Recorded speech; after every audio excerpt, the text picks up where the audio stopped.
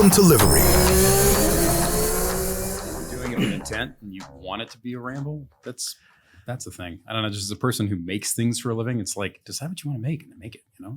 Well, a big thing for us too is like we want content coming from Livery that isn't product centric, that isn't a hard sell, right? It's more about, it's the reason why you do an editorial blog. It's the reason why you do, you know, a lot of these content channels where you're trying to improve the community, build the community, and give more value to the community versus trying to suck it dry. So, you know, there's obviously a lot of influencers and podcasters, but I would say that there's very few brand-centric podcasts, especially in the motorsport space. So. You've been doing this in some form or another for 20 plus years. Being obnoxious? No, I'm 44, so double that. Yeah. Okay, got it. But being obnoxious with other people paying attention to it. How has the internet, how's podcasting, how has that changed the industry in general? Man. Like everybody has a voice that wants a voice now. Yeah, the amazing thing is it's everybody knows the obvious thing, right? Which is that it's democratized it. Anybody who wants, you know, it's the long tail of the blog effect. Anybody who wants to have a megaphone can have a megaphone. Yeah. The cool thing is just how much it's opened the door for people to indulge whatever the hell it is that they're passionate about, right? Mm-hmm. Like 40 years ago, if you were into cars, you had a handful of magazines that may or may not have been uptight and not your vibe. You had maybe some TV or movies that were kind of pretty awful, and you had the people you knew in your town. And now it doesn't matter what you're into. If you want to chase that rabbit hole as far as it goes and find your people, you can find them. Mm-hmm. And the cool thing is it's also like, God, I know so many people who make things professionally, who like come from legacy media, who hate what's happened since the internet because it's dismantled the structure and the like ivory tower around what they built their careers on. And I've never been in that camp because the cool thing is that all it really did was show who was in it for the right reasons. And to my mind, the right reasons are just, I like making different things and learning, and it doesn't matter what the form is. It doesn't matter how it comes. It doesn't matter what you're doing, as long as it's interesting and challenging, and you know you're figuring out how to make people care. And that can live on the internet, can live in a book, can live in a magazine, can live in a podcast, can live anywhere. Like it can live in a YouTube short. Yeah. Has it been liberating for you as a professional, that evolution? Where you're like, I can do whatever I want now. I just have to do it on my own. I mean, I think what's been liberating more than anything else is just the flood of good stuff. Okay. And the fact that there are a lot of people who look at that flood of content across Instagram, across YouTube, across, you know, every single podcast channel that there is. And they think, okay, most of it is crap, therefore all of it is crap. Mm-hmm. But it just means you have to work a little harder to find the good stuff. Mm-hmm. And that's what's been reassuring about it, is that, you know, in the end, we're all going to find what pushes our buttons. And it's when you find what you want, it hits deeper than it ever did because it's more targeted toward you. Because it turns out that, you know, a lot of people out there, like a lot of us who grew up thinking we were weird and different. No, you're not weird and different. You just haven't found your people yet, right? Yeah. That's a good point. I never thought about the level of niche that you can find with anything, no matter what it is. Yeah, totally. Yeah, but a huge amount of embroidery content out there that, like, if you wanted, you could find in 5 minutes. Yeah, and it turns out there are millions of people who want to consume embroidery content. More power to you. So as a journalist, you've spent your entire career trying to get people to care, right? So what's the secret? How do you get people to care about something? You back up to what's universal. And you remember that it doesn't matter whether it's about a car or embroidery or that mountain in the background of the window. What comes down to is the stuff that anybody cares about as a human, right? How do we get better? What happens when we fail? What do I have in common with you or anybody down the street? And that list, and there's like 20 other things on that list, but that list gets, any thread you pull on it is a mile deep and a mile wide. And there is no end to the amount of shit you can learn if you just keep coming back to what's universal about it. The worst people who film about cars, write about cars, film about literature, dance about architecture. What's the old quote? The worst people who make things are the people who get stuck in their own head, don't get out of it, and never think about how anybody else consumes it. Like, it turns out empathy is just the core of literally everything about being a person. And who knew it comes into making shit too, you know? Yeah. Yeah.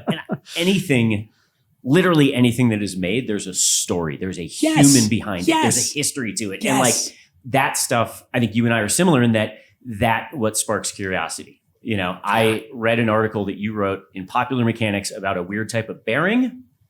Good God, man, you did do a deep dive. I am sorry. The check is in the mail. If there was a negative level of fucks about bearings, that's what I possess. But again, the story is written in a way in which it's talking about a human. It's talking about a process.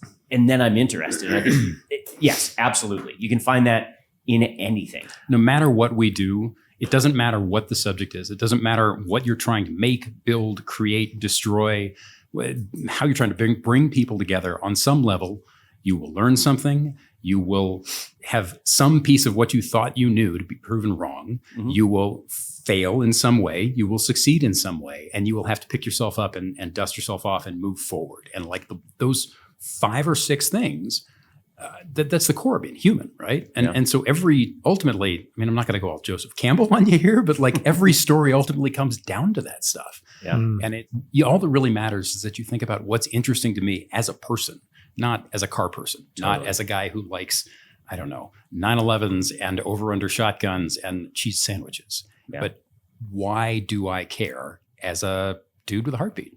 You know? Yeah. Absolutely. I don't know. Again, I sound like Oprah, but you know what I mean, right? I think it's spot on, though. You know, you talk about failures and all that kind of stuff. Is there pressure to sort of avoid the failures and not highlight those and highlight that you have this perfect job and you have this sort of ideal lifestyle that everybody loves, and, you know, not talk about the failures, not talk about the time you're away from your family, all those kind of things? I think that's the pressure for all of us. I think that, I mean, you asked earlier about what's changed since kind of content got democratized. Yeah. You know, since the ivory tower went away, we're all wired. I mean, Instagram is proof of this, right? We're all wired to gild the lily on how good or bad our lives have been. Mm-hmm. And, you know, one of the editors I used to work for he had a saying. He's dead now. I was about to say he has a saying, but he's dead. He has saying, it was something like, nobody wants to hear about you having a bad time unless it was a really bad time, right? Okay. Ultimately, it's very, very easy to get caught in the trap, I think, of painting whatever you do. If it's in any way good, painting it is great for somebody else. You know, it's the American tendency of like, how are you doing today? Nobody ever says, well, Tom, I'm shit. Like, it's, no, I'm great. How are you? Right? Yeah. That career, and to be clear, like, I'm no longer an automotive journalist. I was one for 20 years. I loved it. That career was built on, for so many people, it was built on kind of finding the good and pretending like it was bigger than it was. And I always loved looking at it more holistically, you know, because the failures are what makes it interesting. The bad days make the good days interesting. And God, I spent about 7 years where I was gone every other week. You know, I didn't get to see my kids take their first steps. I didn't get to listen to them have their first words. And it's one of the reasons why I got out of it. I mean, also the business, you know, kind of ate its own tail and flushed itself down the toilet. But there were so many sacrifices that I made that were not unique. Everybody else in the business made them. I just got lucky enough that I got to do things. I got to a position where I could just pitch weird dreamlike moments and make them happen. Like driving Alonso's Formula One car, taking a Jeep with no doors to the Arctic Ocean, you know, on down the line, all these things that happened that in retrospect, like, I have no idea how they happened, but they were just the good days. Bad days were still there. What kind of gratification do you get from doing something fantastic, like driving Fernando Alonso's Formula One car, versus a really solid piece of journalism about like a Corolla?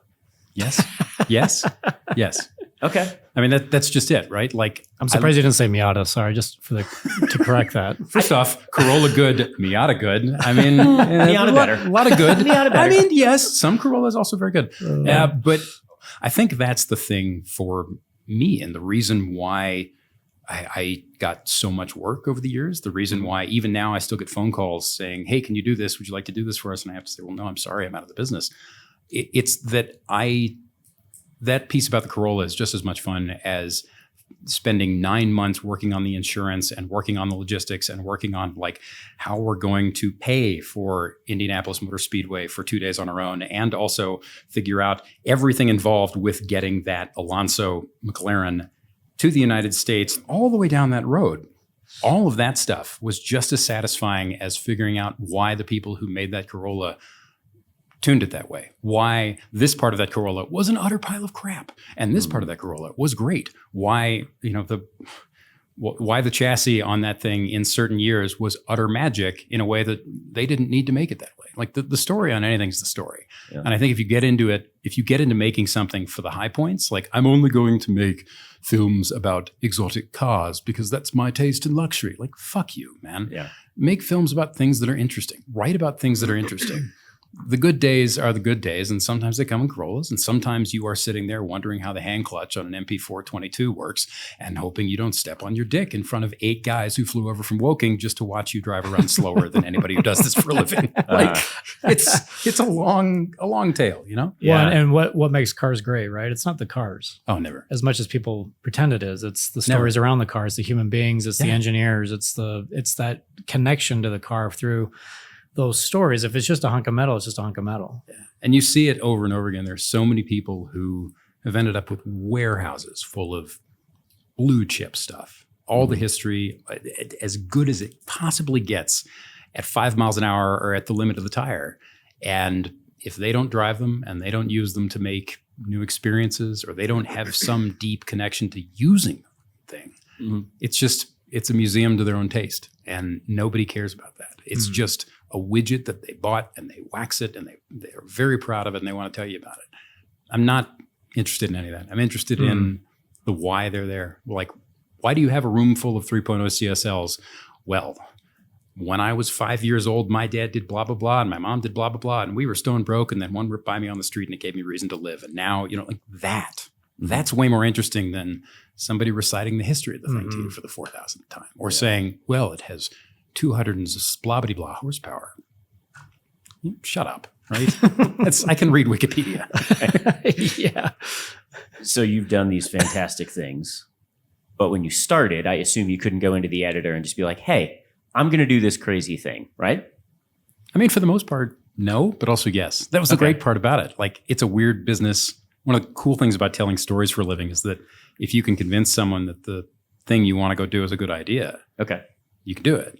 Maybe. Even as like a 26-year-old person crashing a lot of press cars, which... Oh, yeah. God. That's a whole... yeah, man. There was a period of my life where like paying attention to things was hard. But but it is... Things like road lanes and stop signs, or... No. Like, I'm backing up a Camry in a first garage. So my first job was at a magazine called Automobile in Ann Arbor, and all their press cars, all their test cars were kept in a 6-story parking garage, 8-story parking garage. And the number of times that I screwed something up by backing in a hurry to get out of town to go do this thing. We were on a budget, we were on a deadline, whatever it was. The number of times I backed one thing into another because I was 25 and had the attention span of a squirrel, you know? Yeah.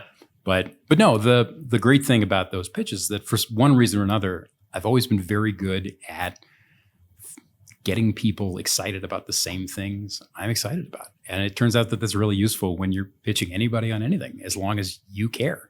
And so I just made it a rule to only pitch stuff that I was super stoked about, and it seemed to work. Do you remember your first big pitch? Like, there's no way they're going to go for this, but I'm going to say it. Yeah, it wasn't that dumb. So I was sitting at Automobile. Yeah. Sitting at my desk, I shared an office with a dude. We basically would do no work all day until about 6 p.m. and then stay there until 2 a.m, badgering and just throwing shit at each other, and then doing all the work we were supposed to have been doing all day. Yeah. But I was sitting there during the day, and we were bullshitting about something, and one of the senior editors popped his head into the room, and he said, "Oh, we got a thing. We're having a meeting in an hour. Come up with some ideas." And I was like, "Well, about what?" He goes, "Well, we had 3 pages drop out of the book, and this, that, and the other, and we need to come up with something with the cars we've got here, something to fill the feature well on a week's notice. You have to execute it in a week. We can get a shooter. budget can't be crazy, but it has to be interesting and talk about why, yeah, blah, blah, blah, blah. And he gave all this thing, these reasons why it needed to be X and Y and Z. And he left the room and I sat there and I stared at the wall for a second. And I walked into the, most car magazines have a kind of a big dry erase board full of cars, test cars that are there, test cars that are coming, when they're booked out, who gets them, when and how and why. And our board in that office was a couple strides from my desk, and I got up and I walked over to it and I stared at it, and there was a Z06 at the time. It would have been a C5 coming in, so 505 horse Corvette. Yeah. And I was 26, I guess, at this point, 25, 26. And I thought, okay, well, what's the dumbest possible thing I could do in that thing? All right, be in it for as long as possible. Okay, well, why would I be in it as long as possible? Well, because it's a Corvette, because I'm an idiot. What would I do with that? I don't know. I'm in my 20s. I'm hungry. I want to eat. What do I want to eat? Well, hell, where's the nearest In-N-Out burger? It turned out the nearest In-N-Out burger, this deeply American like product chain, this evocative thing, was, 30 hours away in Arizona. And so I ended up pitching them on the idea of driving that thing nonstop to Arizona to get a hamburger, turn around and come back nonstop. And they bought it for some reason, did it, spent 4 days in the car with my friend Jeff from Chicago. And God, it was a weird ass trip in 1,000 ways. And the story ended up not being that interesting, but I just remember coming out of that thinking, oh, if I come up with a reason why something I care about matters, somebody else will believe me. Like that's great. Like, shit. Like, and then all of a sudden you blink and we're doing 170 miles an hour in the desert at 2 a.m. because we're very stupid. Wow. On the way to get a hamburger. Because you can. Because that's what a C5 Z06 does. How'd you get hired initially in that role? Oh man. I know you went to school for... No, so that's a long story, but the short version is went to school for journalism and English, got out of college with that liberal arts degree and was like any other liberal arts kid. I was basically unemployable. Yeah. I'd been a mechanic on and off in college to pay the bills. So I did that for a bit and freelanced in the off hours and ended up getting to know a handful of people at a handful of places and somehow got an email introduction to the woman who ran the magazine that I ended up working for. Her name was Jean Jennings. She had been an A-list star at Car and Driver for years and was one of the only women in the business for decades. She actually died, I want to say a year ago. Utter legend of a woman, tall, loud, just deeply, deeply, deeply great human.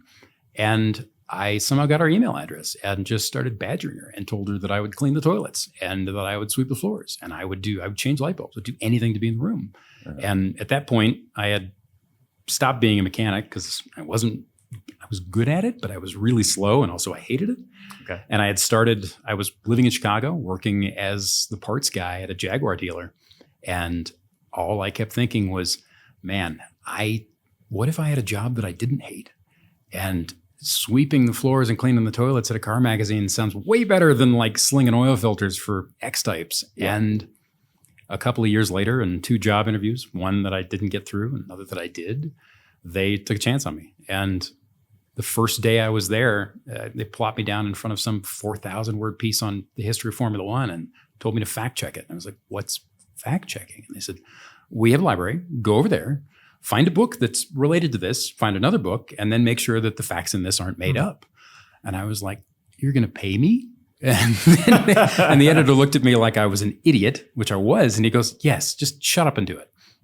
And I stayed there till 2 a.m. doing it because I was just so geeked to be in the world. Yeah. And it was great. I don't know, man. You never get rich doing anything you love unless you're very lucky. And I didn't get rich doing any of that, but God, I loved it. Yeah. You know? So you start fact checking, then you're writing. I have no idea how this process works. So do they give you, is it a mixture of like, hey, write this piece, or is it you having to come up with this stuff? Is the timeline 2 days? Is it 4 months? How does it? I mean, first off, the fact that you think there's a process is adorable, James. It's just so cute. But no, and this was, keep in mind, this was a different world. So the magazine that I started at had 20 some people, a rabbit warren office, a budget high enough that they would rent the Universal Studios backlot for photo shoots or send people back to Europe to redo a shoot. Like it was the tail end of all the stuff you hear about, all the stuff you see in Devil Wears Prada, except take that mold and apply it to cars. Okay. And at that point, with more than I want to say it was like more than 100 edit pages, maybe there every single month, and all of it had to be based in. It's not like fashion, right? Fashion magazine, you can stare into your navel and then look at things and photograph someone in a piece of clothing and call somebody or walk across town in New York and interview them, and then that's it. Everything that a car magazine did had to come out of time in a car, usually someplace you weren't. And that's why most of, for the longest time, most of the magazines, most of the big ones were in LA, because there were mountains, there's ocean, there's multiple climates, there's desert. Within a day's drive of the offices, you could do almost anything. But the magazine I was at was based in Michigan. And so everything had to happen with somebody either driving many, many hours or hopping on a plane. So there was always something to do. There was never enough time. And the magazine always had 4,000 moving parts. And years later, when I ended up running one of those books, you get to the point where you're like, I would kill for another 2 people. And if you get more 2 people, you're like, I would kill for 2 more people. But then figuring out how to kind of juggle all that stuff at the same time was part of it. And so it was a little bit of everything. Everybody did a little bit of everything, and it was great. It was a different problem every day. Yeah. And you ultimately became editor-in-chief? No, God, no. I was never that important. I was executive editor. So I went through a bunch of different places. Left automobile. I worked as a freelancer for several years. I was on staff at Excellence Magazine, which focuses solely on Porsche for a bit. And as a freelancer, I did everything from, I wrote for the New York Times. I was Esquire's car guy on staff or on contract for 5-6 years. All over the place, like a list of outlets as long as my arm, which is not impressive so much as to say, you were a working journalist at one point, you needed to pay the rent, and that's how it worked. But did that, and then in 2011, 2012, got a phone call from a friend of mine who had been given the chance to reboot Road and Track. And he asked me if I wanted to be a part of it. And I was like, well, what does that mean? I'd been reading that book since I was little. It meant the world to me. But he said, well, I've been given the chance to kind of rip it all up and start over. And I said, well, that sounds great. He said, who would you hire? And I'm like, man, I've got a long list. He goes, you want to build the staff? I'm like, yeah, sounds great. What else do you need? He's like, well, I need a number 2. I'm like, well, a number 2? He goes, yeah. I said, what's that mean? He goes, you basically run the book and I make the big decisions, but you make the thing happen. And I was like, that sounds great. And then I was there for, almost 9 years. And that turned into, I flew a desk for a long time and tried to write in the background and make things in the background, and eventually just kind of stepped back and went full on making things. Did it feel that was like the dream, right? It was. And it was all the great thing about being in that office was being surrounded by people you could bounce things off of. Cause like a lot of people, I'm best when I have other people make me better. Right. Yeah. Well, writers love working in a cave too. Yeah. So that's the thing. So you got to alternate between being in that room with everybody trying to figure out what the best version of whatever you were doing was, and then going off and being in the cave and making it. But about halfway through my stint there, I was spending about half my time making things and about half my time managing the magazine and managing the video channel and the website and everything we did, and kind of having my fingers in everything. And I loved making stuff too much. And I was lucky enough to have the shot to step into that chair full time. Did you feel a little bit like going from the class clown to the principal when you stepped into a management role? Yeah, man. You look around the room and you're like, oh God, it's a bunch of lunatics. Oh shit, I'm chief lunatic. What the hell do I do now? And then, I'd look at the editor-in-chief and I'd be like, yeah, that's a big problem. How are we going to solve it? He's like, I don't know. That's your problem. Right. You do it. And I'm like, okay, cool. I'm supposed to be back in the kitchen. You know that, right? Sweeping the toilets, cleaning whatever, mixed metaphors. Right? Yeah. But how'd you find your voice in writing? Is that something that's just inherently always been strong, or is that something that you've proactively had to develop over the years? I think the same way anybody finds your voice in anything. You start off, there's an old quote that's something like, your taste is why you hate what you make, right? And early on, you get into making anything. I think anybody gets into making anything because you find something that someone else has made and it inspires you, right? And you're like, I want to do that. Yeah. And if you really, really care about it, you get inspired by great things. Like nobody looks at a trash can and goes, man, I just love trash. That thing's great. No, like you don't look at something that's banal and say, I want to do that for a living. And I had a lot of, literary influences, film influences, like music influences, everything, right? And I looked at all of that and I did what anybody else does when you start trying to make things, is you go, all right, cool. This worked for that person and this worked for that person. I'm just going to see if I can do it. Mm-hmm. And you start amalgamating everything, like you steal from all the great people that you were inspired by, and it doesn't work because you don't know what you're doing and you're shit. And then over the years you go, all right, well, I have to get better. I can't be shit forever.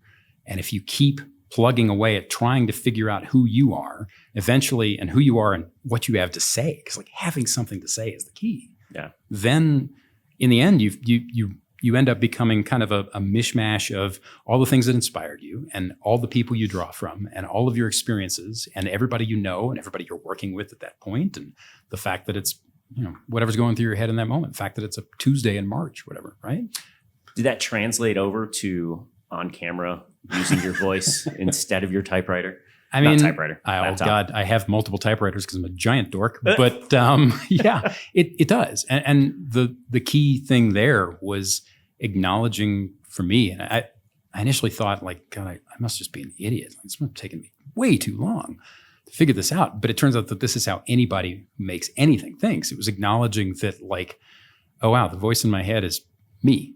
Like, weaponize that. Figure out how to be comfortable around other people, and then just be the same you are around your family or your significant other, whatever it is. And then once you've got that, then polish it and shape it and figure out how to not be a person who, for example, not to put too fine a point on it, but a person who answers a very simple question with a 5-minute answer, like I just did.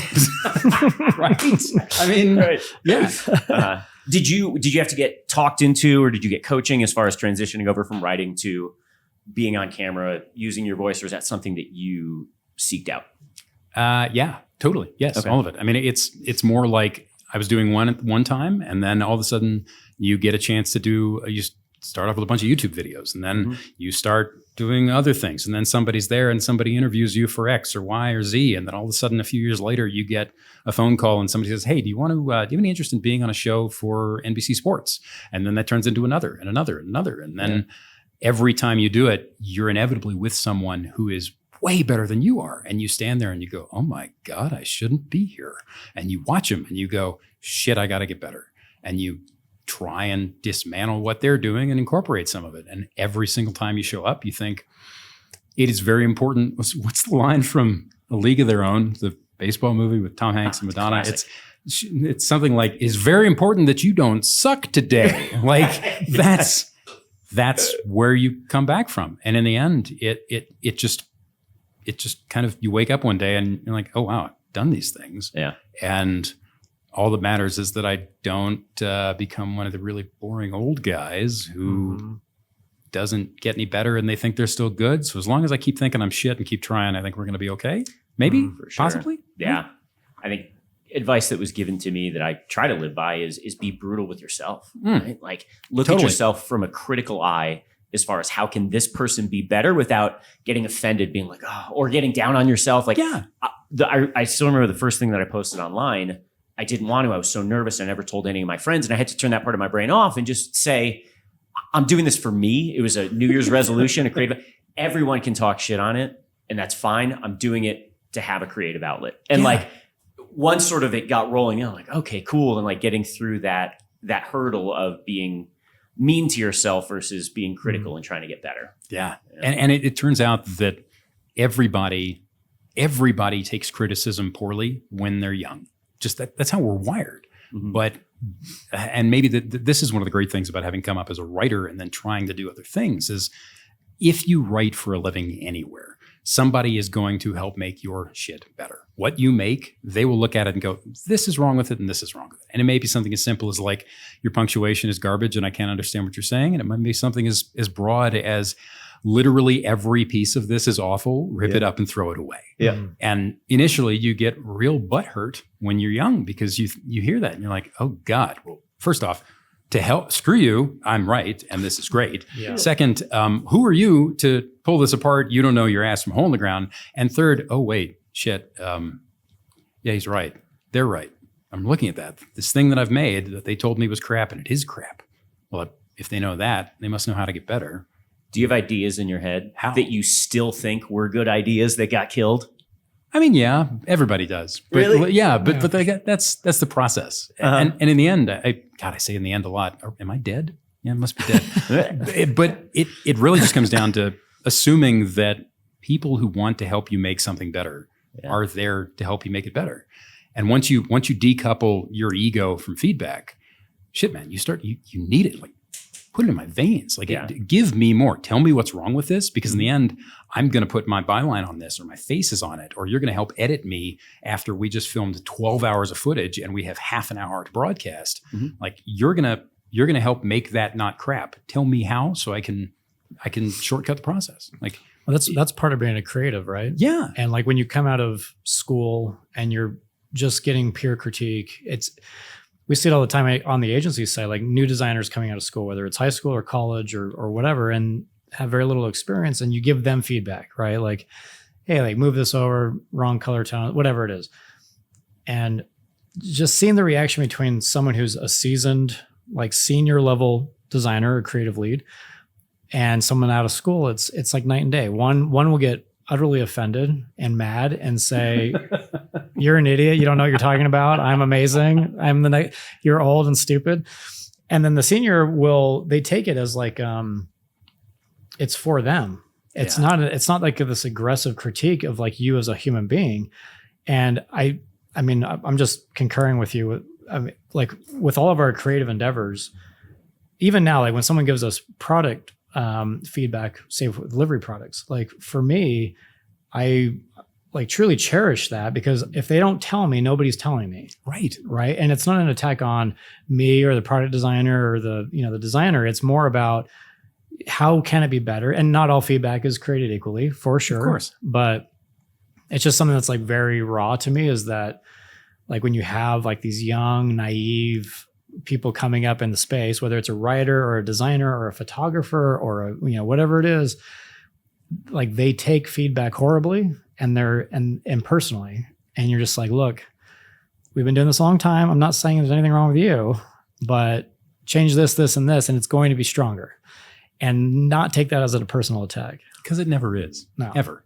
And that's the great thing about learning to make yourself better professionally. I think in any job, any career, whatever it is, that same mentality transfers over to a marriage, transfers over to being friends with somebody for long term, transfers over to sitting in a race car and looking at a data trace and being like, I'm awful. Like it's applicable to anything, because it ties to how your brain works.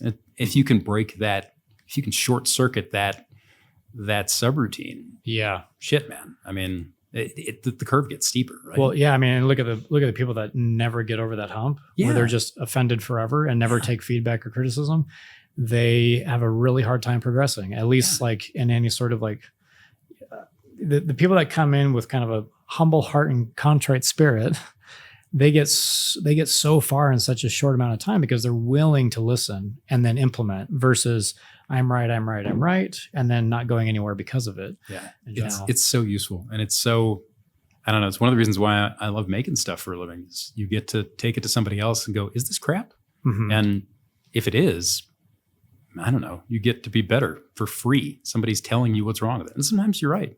Feedback is, sometimes it's useful and sometimes it's useless. But yeah. Well, and how do you balance that with if you're doing something that has not been done before? Oh, how many hours you got? That's another 8 hours of podcast. We are middle-aged men sitting in a room talking about that. I love it. How do you get feedback that is appropriate if you're doing something that the audience that you're talking to has not seen before? How do you do anything new, right? It's a cross between your gut and what you see and pattern recognition and what you know versus what you want to gamble on and how. And if you don't, the really, really, really talented people I've ever worked with, they're all whip quick on pattern recognition, whether it's in their own stuff or somebody else's. And it means that they look at what's been made. They look at choices that have been made 5 minutes ago, 5 years ago, and they're willing to pivot immediately from a thing that they may have been 1,000% committed to 5 minutes before.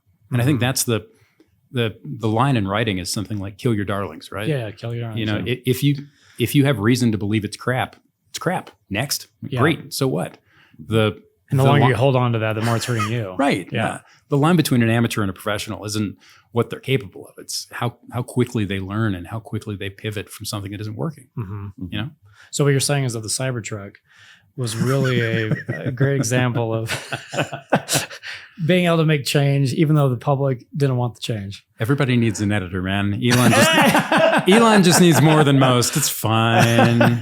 Although there was, when Todd and Paul were here, they had an interesting perspective on the Cybertruck. Yeah.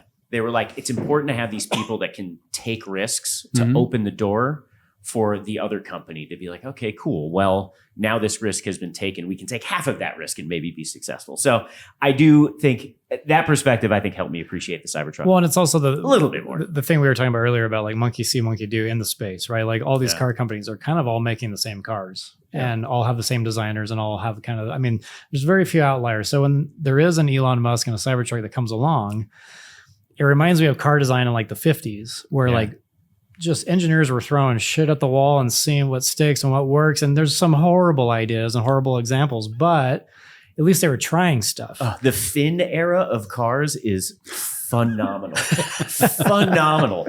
And the fact that they touted this design aesthetic as something that was like stabilizing as a safety feature. I love it. All it did was remove the visibility in the rear. Oh. Yeah. Have you read, there's a book, Engines of Change, and I have no idea who writes it. I've seen it. Yeah. I haven't read it. I got it on Audible. It's fascinating because it's a deep dive. It's incredibly nerdy, but it talks about a lot of those eras and how they came about. You know, I love anything that pulls apart how we make things, you know, from simple ideas like the innovator's dilemma all the way up to, you know, I mean, shit, how the Manhattan Project worked and how like Bell Labs worked in the 60s and 70s and 50s when they were literally inventing the fabric of society over again at a time when they didn't even know if it was necessary. Like, that stuff is fascinating. Always has been. And I think cars specifically are a beautiful filter with which to look at those types of things because they're so reflective of an era, of a personality, whether it's Lee Iacocca or Alec Isagonic. Like, it doesn't matter who it is. Like, you don't have the Mini Cooper without this economic downturn in, you know, post World War II Britain. It wouldn't happen otherwise. Like, it happens out of necessity that's caused by something completely different than the automotive industry. And I think it's a great filter. It's the same thing when you ask what people drive and why they drive them. Even the people that like aren't car people, they drive Corollas. That's a statement, right? It's a mirror. Are you saying that the 911 wouldn't exist if Porsche wasn't making Panzer tanks? Oh, there's a question. There's a question. I think the 911 wouldn't exist if the Beetle didn't exist. Yeah. Also, the 911 shouldn't exist. That, my man. The interesting question there, I mean, if you want to like go full man in the high castle on this, if the Germans had won World War II, would Porsche exist as a car company? If they had won? Yeah. I mean, that's a great question. There's no answer to it.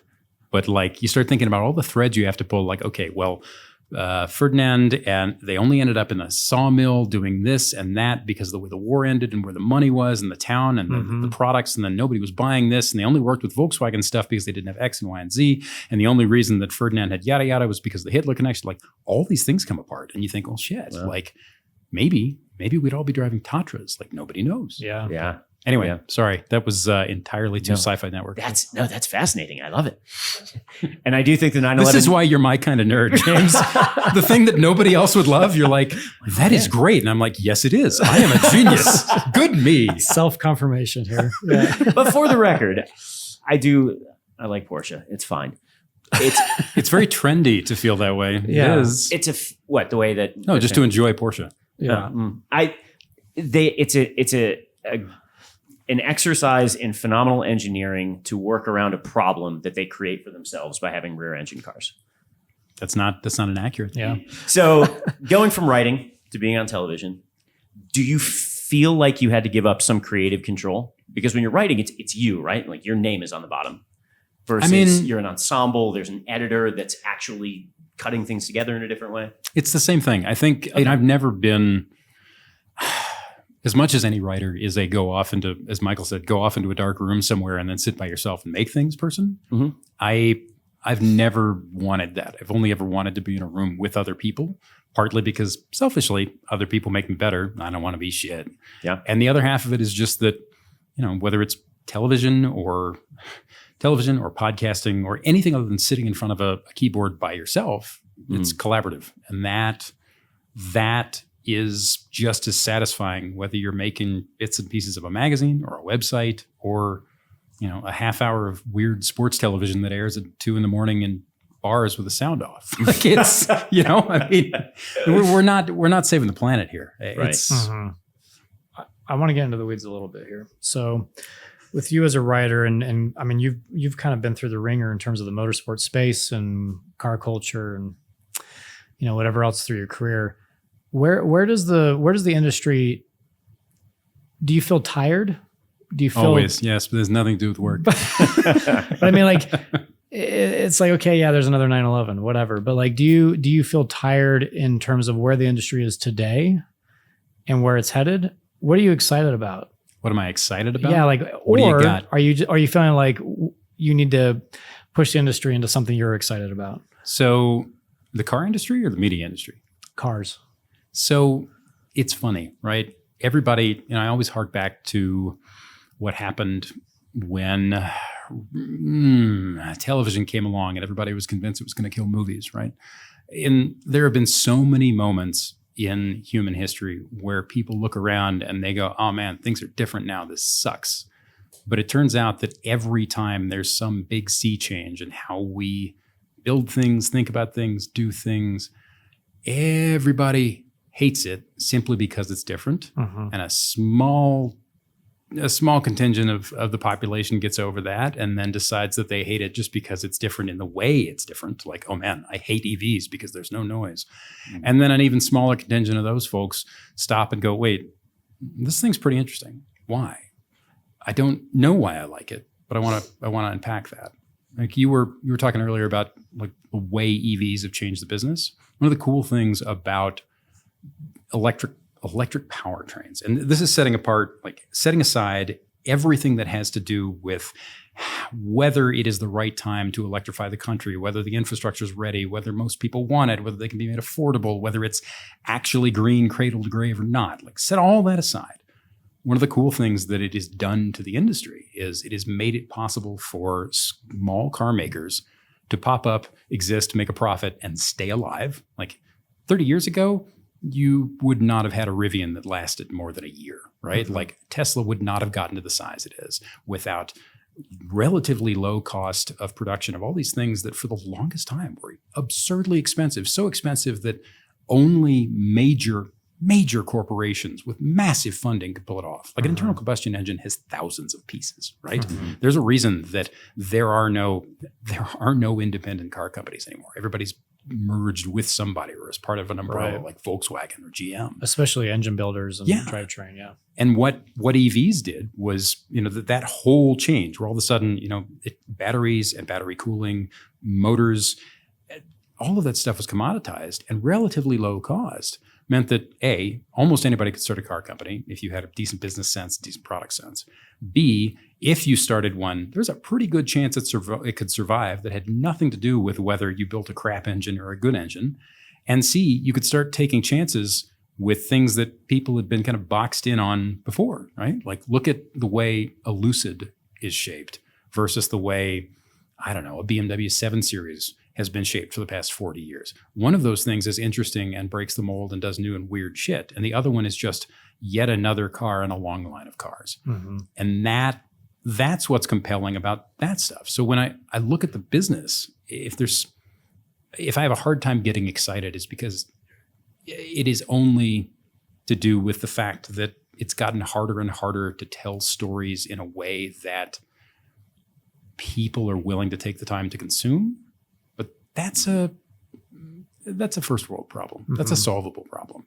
The car business will change and get different, recover, and go through another period of everybody says the sky is falling. I mean, hell, for 7 years in the 70s, we were convinced that Congress was going to outlaw convertibles. Like, that totally happened. Yeah. It's awful now. We know every car has a roof. No. Yeah. Take the long game. Look at where we're going and what we're trying to do. You know? So then what are you telling someone that's trying to get into your industry now? Because I assume it's not, well, first off, email editors relentlessly and tell them you'll clean their bathroom. Yeah. First off, maybe pick a business that isn't circling the drain. Maybe pick a business where people want you to be creative instead of there's salary cuts and budget cuts and 1,000 other threads pulled down every year. And the reason I got out of it was because it was no longer a place for creative people to do really interesting work. And couple that with, every year we'd have to cut our budget. Somebody would be laid off. Half of my friends would be looking for jobs. Things would get smaller and smaller and smaller. It's not a business you can be in anymore if you think about the business the way it's always been. That said, if you want to go be a content creator in any form, man, it's never been easier. Like, the answer isn't go offer to sweep the floors somewhere. The answer is build your own floor. The answer is, I don't know, man, buy a DSLR, or hell, stick your iPhone on a suction mount and go film something. Make it. Do it. And if nobody likes it, look at the retention and the metrics and figure out why nobody likes it and try again, Do you see a scenario where the industry would circle back to higher quality video content, higher quality stories, these creative pieces that you'd want to do that there just isn't? Maybe. Long form editorial. Yeah. I mean, it's people still ride horses. It's become a luxury product. And everything circles around. Long term, we all come back to things that we thought were going away. People have been moaning about the loss of literacy and attention span in America and Europe for the past 400 years. But is it just vinyl for audiophiles? Maybe not. Maybe it's not vinyl for audiophiles. Maybe it's fast casual food instead of McDonald's. Maybe it's going to Chipotle to get a burrito instead of Taco Bell. Well, the attention span topic, I think, is interesting because, yes, people consume things in much smaller bites, but there's also this other side where people will watch a human being sleep for 6.5 hours. Like, it's sort of like that 22 to 43 minute or even pocket is going away, but there are people that will watch things for hours or and a 3-hour podcast or podcast is a great example. Gaming content. So it's weird because it's not that it's getting shorter, it's just moving out to the extremities. I think if you had to pull it down to one thing, it's that it is no longer showing up, getting access to the walled garden and then just showing up is no longer a way to do it. It doesn't work anymore. You have to actually be there for a reason, have something to say, and know how to make it. And if you do that and you think about why you're there, hell, one of my favorite podcasts is about the tagline is, we're a podcast about engineering disasters with slides. And they sell out theaters on the East Coast. They have 6 figures of YouTube subscribers. And it's, for the longest time, it was faceless and pictures of things blowing up throughout history on YouTube. And 3 people who, frankly, like, if you heard them in a crowd, you'd be like, wow, that guy's annoying to listen to. Like, and yet it's great. And we have more patience than ever for the stuff we're interested in, right? And I think that's the democratization of content, and how we make it is proof of that. So if you were 25 or 26-year-old now, you would be live streaming the 30 hours in your Z06. I wouldn't have a Z06. Oh, hell. No, what was it? The Corvette that you took? Oh, no. I mean, I wouldn't have it because I'd be 25 and car magazines are gone, but that's pessimism, Are press cars in the, do you know, are the automotive companies a lot more stingy with saying, hey, here's a car, do a thing? Yes and no. They don't know. I mean, there are, so it used to be there were 4 large magazines in the country, and they each had a staff of between 15 and 30 people. Okay. It's Road and Track, Motor Trend, Car and Driver, Automobile, and a bunch of other smaller ones. And it used to be that you were given access to press cars or to famous people. You could pitch things based on how big your audience was. And it still stands. The difference is it's now so much easier for everyone to know how big your audience is, where you are, who you're talking to, and whether that's a message they want to be associated with. So with the car makers, they're sharing less, but going more in depth with the people they trust. Okay. And the car magazines are smaller than ever and don't have as much access, but at the same time, their audiences are smaller and they're not there for the same reason. So maybe that makes sense. Do you think that there's a lost level of journalistic integrity when you have these influencers that are getting these cars? Definitely. And they, Yeah. Sorry. Yeah. I yeah. didn't mean to cut you I love off. that. Yeah. No, I'm Yes. very long-winded in questions anyway, so I appreciate it. No. Yes. I mean, and that's the unfortunate thing about the institutions, about legacy media and institutional media going away, is that a lot of those structures were set up to help produce a certain level of quality and to ensure that what got made was legally, factually, and ethically and morally accountable, right? You know, it's like when Elon started trying to grow Tesla, and he thought, well, okay, I don't need this department, this department, this department. We don't need to think about this anymore, or this anymore, or this anymore. And then 2 or 3 years later, they started running into all the problems that come from, well, shit, we don't have all this stuff that legacy car makers had. Turns out some of that stuff's there for a reason. Like, on the one hand, big government bad. On the other hand, some government necessary. Like, you can't blow it all up. Yeah. And that part of media, I think, will eventually come back around. But it's, I mean, there isn't a small town paper in the country that's left that's worth a shit.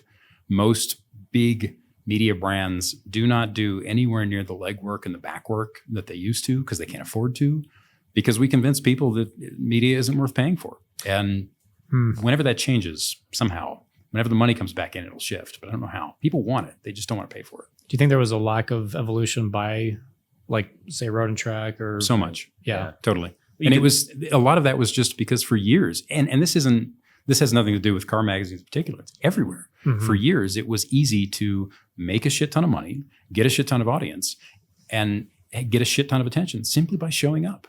And it turns out that that's not good enough anymore. And I think rightly so. The downside is everything you just said. I'm amazed sometimes when you see major publications, Yeah. how small their viewership is on YouTube, on Instagram. And you're like, Yeah. geez, like, how does that happen? You I guys are an mean, institution. There was a period of about 10 years where me and everybody else under the age of 35 who worked for one of those major brands was like, this is where things are going. Video, blogging, podcasts. And all we did was try to get the people above us to lean into that stuff. And they did not come up with it, so they didn't believe it was valid. So Remember, is there a world where that could be that transition could happen, where, say, like a Road and Track, instead of doing editorial print, they're doing, or even digital, like editorial, they're doing some of these mediums like podcasting and video, like short vignettes and YouTube series. And they've always tried. The unfortunate thing is that they are now, all the legacy brands missed the window, I think. And this is not, I still friends with a lot of people who work at these brands, and they are good, smart people. But a lot of the structures in the companies that own those brands are set up to be conservative by default to keep the money coming in. And they are so kind of wrapped up in the vines of their own legacy that they can't take the chances that need to be taken. The number one, I worked at Gawker for a year back in the Nick Denton heyday. I was on staff at Jalopnik for, I take that back, 11 months, 10 months. And the number one thing that I learned there from everybody who worked there was, if it's not working, shit can it, throw it away. Doesn't matter what you're going to lose. If it's not working, or if it's working 80% and 80% isn't good enough, throw it away. And legacy media is not good at throwing it away. It's like the story that everybody trots out is is that the iPhone could not have happened under anybody other than Steve Jobs. Not because Jobs was a genius, not because of what he did, yada, yada, yada, something, turtlenecks all the time, but because in order to build the iPhone, he had to cannibalize the business that was attached to the iPod. And very few people in that position would have looked at would have been willing to do that. Yeah, and willing to throw that away on a gamble. And that's unfortunately what has to happen in media on a regular basis. Because if you're, anything that stays static dies. It's the kill your darlings again. Yeah. Yeah. And it's when you get very comfortable and, the Anna Wintour shit, the black cars lining up outside of Condé Nast for years, like, that's all real. When you get really comfortable, comfort's a drug. You don't want to lose it. So circling back to something completely unrelated, because I have it written down with an arrow. Ooh, arrows. I love arrows. Yeah. Inspirations. Want to talk about Denise McCluggage. Oh God, there's a cool subject that'll get everybody to turn the volume down. No, I mean we're talking about. I love it. Don't get me wrong. An industry that's going through a transition, and in certain Yeah. ways, these major publications are dying.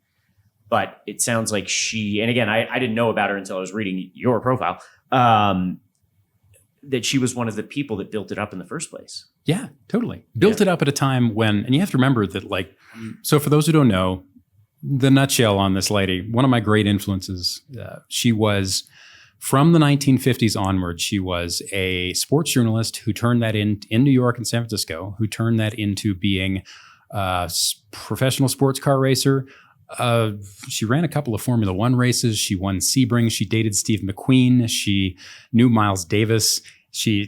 What was it? Dave Brubeck taught her to play the piano. Like all of these wonderful things about her life that are so very mid-century and strange happened. But more important, she founded Auto Week. She helped build a lot of what was modern automotive journalism.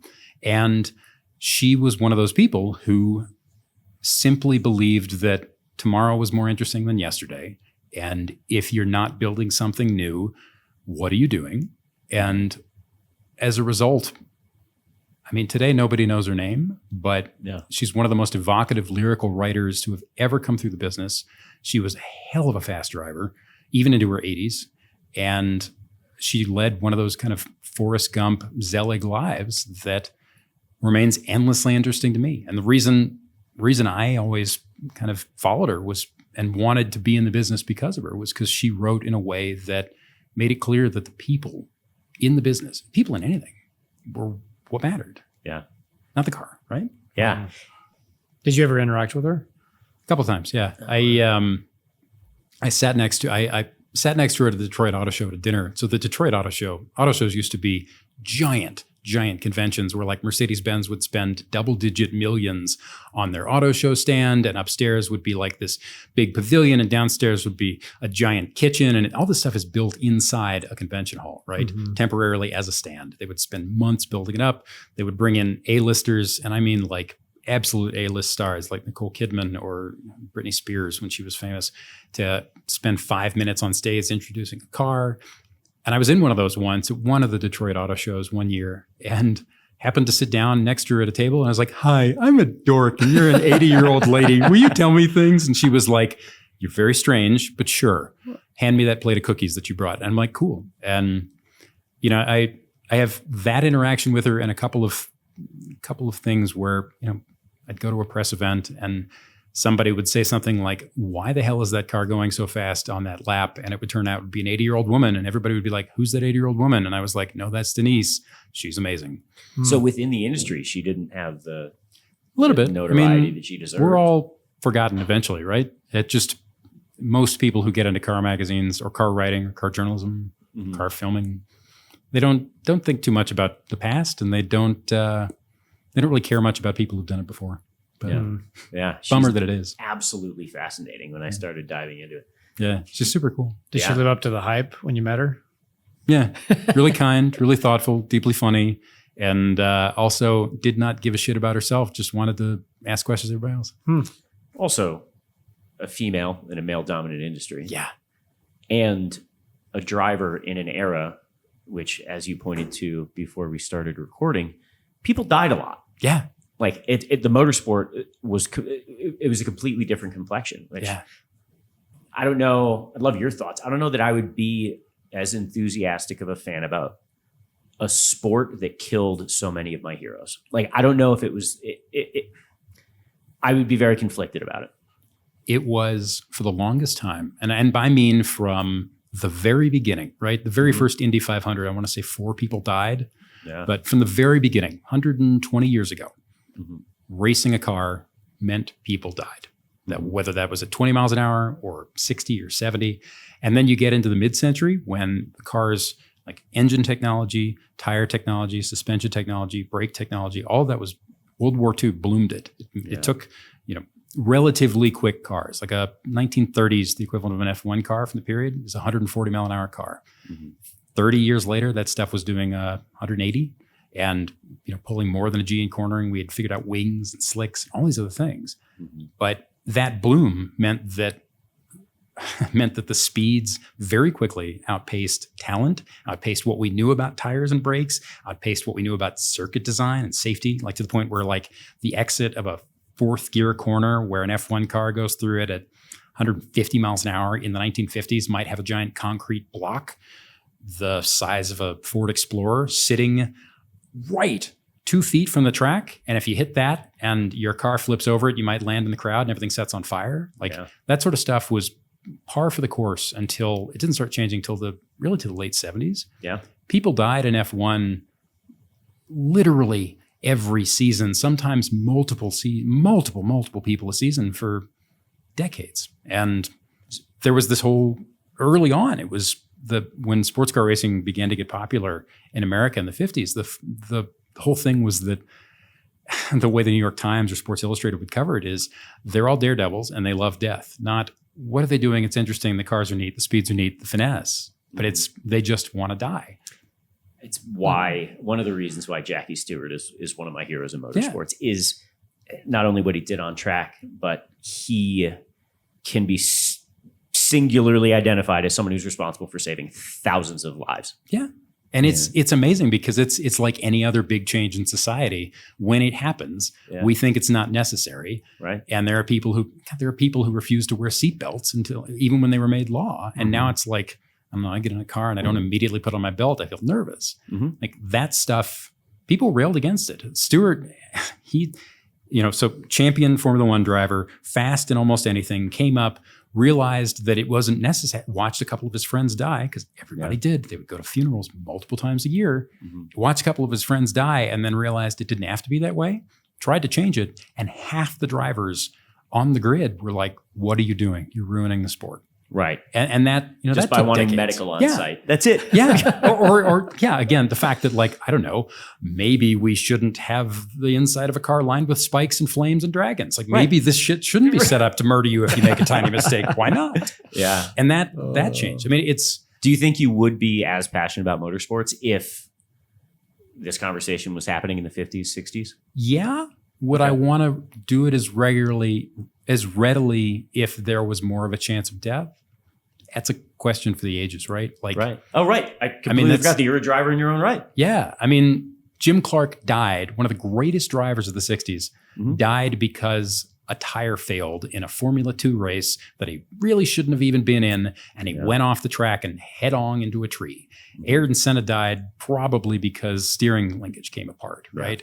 Like those things are silly, small, minor issues, not the steering linkage, but for the most part, like the big difference between then and now, between that before that safety era and after it happened is whether tiny things you couldn't control could kill you. Yeah. And that part of me goes, yeah, man, bring it on. And part of me is like, I don't know if I want to die because a bolt fails, I don't know if I believe in this stuff enough. But part of me is a big dumb romantic, James. Who knows? Yeah. And I do think that cars are safer, racing is safer than it's ever been. Yeah. But anyone that thinks that it's completely safe is completely ignorant. Like there are a lot of examples of in the 90s, 2000s, where cars are fully safe. And then we have an Alex Zanardi, a Dan Weldon, a situation, Jules Bianchi, like all these situations where like, oh, there's this one little thing that we didn't think of. Right. So I think that's something that even now, as someone who's passionately into motorsports, I always do still look at that motorsports through that filter with that level of humanity and empathy and like, NASCAR, I'm coming around as a fan, but every time they would wreck on purpose, I'm like, man, that's assault. Like you're playing a dangerous game. Wreck on purpose is relative, right? Like I think ultimately it's really about why you love what you love about it. And I'm not gonna lie. I mean, part of the reason I love having a car up on the edge where if you make a mistake, you're in the fence. If you make a mistake, somebody might get hurt. Like the direct personal responsibility is part of it. Like if I was doing something, the whole point of life is to do interesting shit and to help other people and not be a piece of crap. Like if I was doing something that made me feel good but had zero risk to it, and part of why I was drawn to it was because there was responsibility. I don't know how responsibility always brings risk, right? I view it as something, it's a mindfulness-based practice. It's a weird one. Yeah. But it's a point at which, in that moment, you can't be thinking about things in the future, things in the past. It forces you to be present, or there is a significant consequence, which is, I think, a really beautiful thing. Like I've done some combat sports, and when you're competing with someone who's literally just trying to injure you, it's a really peaceful place in a weird way, because you're like, every problem in the world is you. Yeah. With 2 hands and 2 feet. And you're just going to do a thing and I'm going to do a thing, but everything is right here in this little bubble. And in motorsports, I think you're 100% correct. And the people that are drawn to it find that level of mindfulness. But isn't that what sim racing is? It's the my the God, racing no, I go without- off the handle like you wouldn't believe in sim races. Oh my God, there's probably a number of obscure YouTube channels and Discord chats that have featured the words that have come out of my mouth. Just really, that's why that's why I couldn't be a race car driver, because I know I don't have that, like, I call it like robot face. Like they can just sort of be there and remove emotion. And I have never been more worked up in my entire life than with these tiny perceived grievances on a go-kart track or in sim race. Yeah. But yeah. Anyways, what were you saying? No, it's just No, it's not mindful for me. Not sim racing. where the only thing at stake is just your ego and some iRating points. Right. But so if real racing was that way, where no one could get hurt, how would it change the sport? I love sim racing, but it's a game. Yeah, for sure. Okay. It's a game. Yeah. Games by definition have no consequences. I mean, unless you're like, I don't know, lawn darts. Like in the end, if there are no consequences, I'm less interested. I'm not to say I have a death wish, but there have to be consequences. Consequences of doing it right, consequences of doing it poorly. And that's not the only reason I'm there. Like flow state is real. I love doing something well. I love sim racing. I'm shitty at it, but I love it, But it is, equally frustrating when, let's say you're on the sim and the things that sim drivers are willing to do that they would never be willing to do in real life, whether it's ascend, whether it's a drive through the grass for 2 corners, or whatever it is.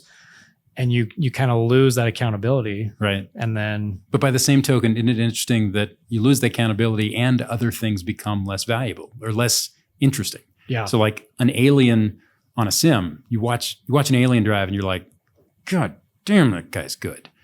You watch somebody pull off something utterly absurd of the same level of absurdity in a race car in real life with real risk. And they're clearly not, they're on a different plane from you. It hits different. Oh yeah. It just hits different. And it's the game aspect, right? Like Yeah, I have endless respect for sim gods. It's just, and there's nothing wrong with it, but man, I don't get the same button. Yeah, when you see a guy that is going through a cloud of debris and there's cars all over and they're not lifting and they can't see anything and they're staying it, you're like, that is a whole nother level of chaos. Kimmy at Monza. I was just gonna say, I love how it happens at every level. There are every so often you get somebody who comes through the sport like an Alex Palou or Senna in the rain at Monaco, or Kimi doing things. Like there are moments where Gilles Villeneuve, where everybody looks around and the entire paddock stops and they are the best people in the world at that, and they go, I don't know how that guy does it, and that's cool because it's like, shit, man, you thought the red line was here. No, it's here. Yeah. You're shittier than you thought. Yeah. But I love that. Yeah. Is there anything else other than that? Like, why do you love motorsports? I know that's kind of a lazy question, but like, what is there a particular moment or experience that you can go back to every time you're at a race or watching one on TV where you're like, that's why I love it. That right there. You said something earlier, right? Like that concept of being solely in the moment. I love anything that puts us right in the moment. Yeah. Flow state is part of it, but it really just comes down to that thing that takes the noise of the rest of the world and turns it off. And sometimes, man, sometimes that's standing trackside. Sometimes that's a sim. Sometimes that's watching somebody, some gladiator who is inhumanly good, do something that most people can't do. I love what it means outside of daily life, and the fact that it, by definition, takes you out of it because there's nothing normal about it. Yeah. And the other side of it is like, I'm a big dork for story and art and failure and success and all these other things, and that's wrapped up in the machines we make and the way we try to do things well with them. All of it. Yeah. You know? And there is an added element of, there's an added variable in motorsports with the equipment. And sometimes the best person on the best day has a fuel pump failure.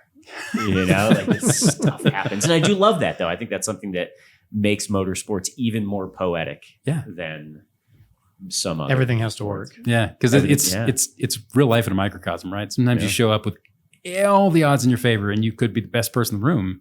Doesn't matter. Still might get screwed. Yeah. Force majeure is real. But yeah, absolutely. I'm curious. I mean, again, going back to, we've had a lot of conversations about livery and what we're trying to do. Where do you want to go next? Like, what's the goal here? You've had this great career in journalism. You've been in the motorsport space and dealing with cars your whole career. Yeah. Like, where do you want to go? I like making things. I like helping people figure out how to make things. I like solving problems in the moment that didn't exist 5 minutes ago and might not exist 5 minutes from now. And I like people in a room making me better. I don't know what that is. Trying to figure it out. Doing some consulting and contract work in the meantime, and just figuring out what the next step is. Ultimately, it's funny. I defined myself for so long as a person who did what I did for a living and didn't realize it in a lot of ways till I got out of the business. And it turns out that I wasn't defining myself based on what I made or the fact that, get to drive Alonso's blah, blah, blah, or who gives a shit. I was defining myself based on the fact that I loved doing everything that it took to get there. So I don't know, trying to figure that out. So if somebody gave you the keys to the motorsport kingdom, where would you take it? What would be the... What do you mean by the kingdom? That's interesting. I mean, let's take U.S. motorsport, right? What would you change? What would you try to do? Oh God, how much time do you have, Michael? We have 9 hours and 15 minutes left.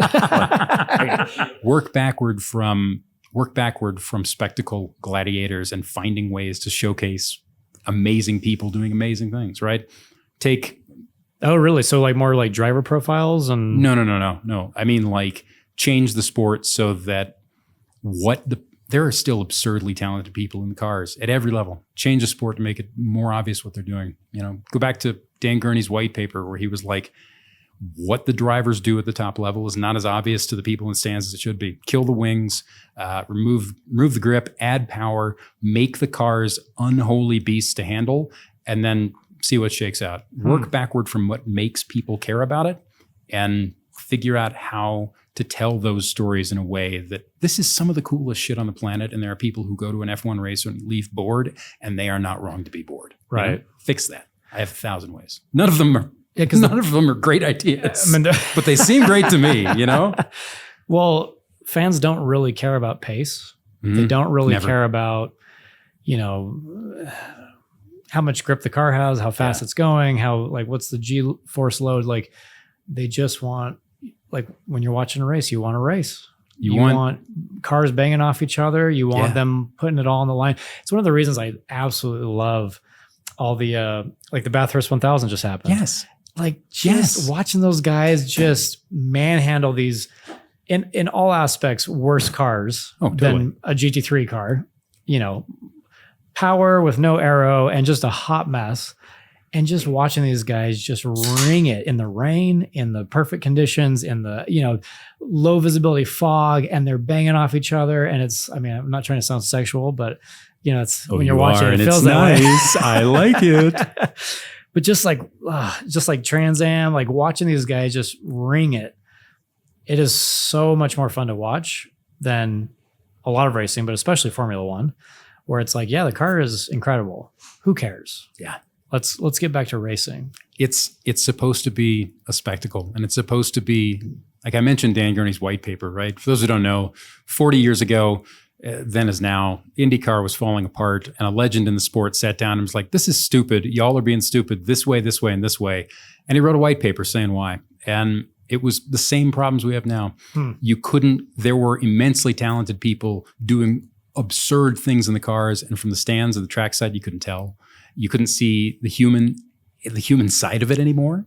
So, I mean, we want to see gladiators doing gladiatorial things. We want to see people who are otherworldly talented, who have spent a lifetime shaping what they do. We want to see them do what they are the best in the world at. It's why the Olympics is great. It's why, like, I don't know, I'm bored to tears by basketball, but I will watch people jump over other people and put a ball in a hoop if the NBA is on. Like, I love seeing people who are the best at what they do it. Yeah. And I don't know dick about basketball, but the fact that it's obvious that they're doing something I can't, that's what matters. And motorsport's the same. It's in the same place. It's gotten so far up its own keister with keeping itself alive that the business is long ago outweighed. Yeah, for sure. What makes it interesting.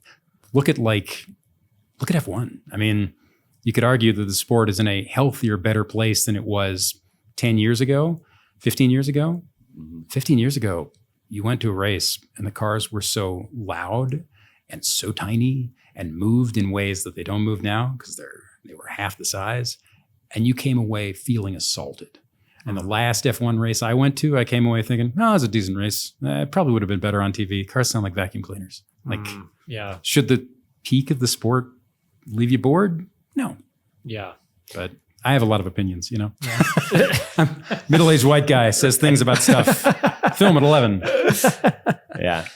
Motorsports is uniquely disadvantaged, though, because the driver is not visible. Yeah. In some cases, yeah. You ever watch MotoGP? Fascinating. But for that exact reason. Right? The slow motion, I can watch slow motion motorcycle riders in any capacity all day because you get to see that they're fully integrated into the machinery in a way that's just absolutely beautiful. And you get to see every little braking adjustment and body adjustment. Oh. So do cars need to just be like open caged and just no body panels, or and you can see the driver? Clear body panels? Spikes and knives in the car pointing directly at you. So if you crash, you die. Yeah. And everyone watches it. Well, look, like MotoGP, right? Like, what was it? There's always some moment where somebody comes in and they're like, did you see what Rossi did? Did you see what Quartararo did? Some person that changes the game. Like Quartararo put his shoulder down and everybody was like, how do you keep a motorcycle from low siding by putting your shoulder on the pavement? Well, turns out he did it. Turns out it's the thing people do now. Like, cool. Show me what I don't know about what's possible. That's all I want. And there's an unavoidable mortality. Yes. Which is when not you the see draw. Them crash, you're watching a human but there's tumble risk. Yes. It's clearly in the face of something. They're willing to do things that I'm not. It's why the Isle of Man is still amazing. Yeah. Like, terrifying. Would you go? Amazing. Have you been? Never been. Would you go? Yes. I'm very conflicted about this because of the mortality. I don't want to see that. I really it would be hard for me to put that in a box. I mean, the great thing is, like, everybody knows the statistic that they very, very rarely, quote, have a death on the island, but that's mostly because most of the people who die on the island are airlifted off so they can officially be recorded as dying somewhere else. Yeah. I'd go. And I understand why, years ago, the battle was whether that should be for championship points, whether it's decades ago, whether that should be part of the motorcycle world championship. Mm-hmm. Should people be forced to risk their lives like that? And I'm conflicted, but the fact that they still do it, and the fact that you don't have to do it means that the people who show up want it, and they want that badly enough to risk everything. And sometimes they don't come away from it. Yeah. Sign me up, man. Be alive. That's proof, right? I listened to Guy Martin's book, one of his books. Yeah. In a night. I listen to audiobooks to fall asleep. Yeah. And I've learned that if they're too interesting, sleep isn't happening. And he has a really interesting perspective where you see them going at these phenomenal speeds, but they're not, dropping their shoulder in the corners. And he's like, there's cow shit on the road. Yeah. It's not a manicured surface. Yeah. We are going on the limit. Yeah. That just didn't occur to me. I figured they always had something left in the bag, but it's not. It's just an imperfect environment. It's not a track. It's amazing and terrifying. And you watch footage on YouTube and I bodily cringe every time those guys brush a wall or get really, really close or have, a wiggle at a buck 80. Yeah. But so how do you bring that to car racing without bringing back the old race cars that kill people? I don't know. That's a tough one, but I think it's possible. My friend J.R. Hildebrand, he's a former IndyCar driver, actually just came up with a plan. He calls it Blackbird 66, but it's a plan to, it's basically what I said earlier, pull the wings off, up the power, make the cars drive innovation in ways that's visible and make them safe, but also make it clear that like it takes mega talent. You have to be a stud to wrestle one of these things. I think that's how you do that exactly is for engineers who are way smarter than I am, but it's possible, I think. Well, we keep saying they need to do a Formula Drift, like street race, where they have no arrow and they're just that would bridge the gap if you're in it. Yeah. So everything that you've done, and you've done fantastic things that most of us will never do. Are there things that you've experienced that you know you will never be able to communicate accurately to the public, that you have to be there to experience? Yes, literally everything I've done that was amazing. Hell, God, in every single way. But that doesn't mean you don't try. I mean, shit, I did a thing for Popular Mechanics 15 years ago where I went out to Beale Air Force Base outside of Sacramento and hung out with some of the guys who fly the Lockheed U-2, which is still in service, right? So spy plane invented in the 50s. Hugely covert thing designed to overfly people in countries we're not friendly with, take giant negatives in film photos of them and then bring it home. And it turns out that the reason that plane has survived as long as it has is it's still more flexible and more efficient than a satellite network in 1,000 ways, right? For what the military needs. But they're based out of one Air Force base, by and large, in California. And those airplanes are designed to fly at such a high altitude and at such and such a speed in a way that their airframes very much do not like low speed. And that means that they're incredibly dicey in landing and takeoffs. And one of the ways that the Air Force has gotten around that and managed to kind of solve for that problem is that when they're landing, these airplanes that literally the best pilots in the Air Force are tapped to fly, right? Like if you want to fly a U-2 for a living, you have to have such and such experience and then apply for it and go through the school. And if you can't do X and Y and Z, they wash you out. They wash out almost everybody. When you're landing one, you still can't see out of them. And there's a very high risk of crash. So one of the things they do is when you come into land, they have somebody follow you on the runway in a chase car, sometimes 2 chase cars. And they do this somewhere between 3 and 5 car lengths back off this airplane that has a stall speed of, God, I don't know, somewhere in the neighborhood of what you see on an interstate. And for the longest time, they used GM products. When I went, they were using a couple of Camaros. I believe they use Teslas now because they have the acceleration fits the quote unquote mission parameter. But they have a U-2 pilot get into this Camaro and basically wait in the end of the runway for the airplane to come down and land after a 9 or 15 hour sortie at 80,000 feet or whatever.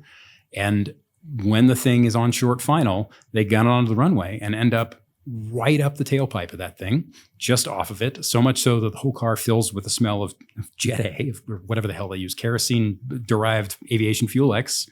And you get to sit there and watch a human wrestle this thing down to the ground in a way that is so close to ending terribly that if they don't have another professional on the radio saying left wingtip dropping, right wingtip up, a little more rudder here, less rudder, blah, blah, blah, blah, blah, it's probably going to end in disaster. And I did this and I rode along with them and I had that immensely secret, expensive airplane even now 3 car lengths from me, and I like my eyes were watering from the jet fuel. And afterward, went into a hangar where they had stripped all of the top secret stuff off of it and let me like poke around in the wheel wells, look at it, touch it, poke it, and that entire experience, I ended up, I put everything into the piece. I wrote a giant thing for Pop Mech. It got edited down into a shorter thing that didn't have as much interest or soul in it.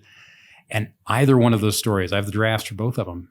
And I was looking at them 6-8 months ago, and I looked at it and I was like, I could have done this 3,000% better, and it still would have been 1/10 of what I felt and saw that day.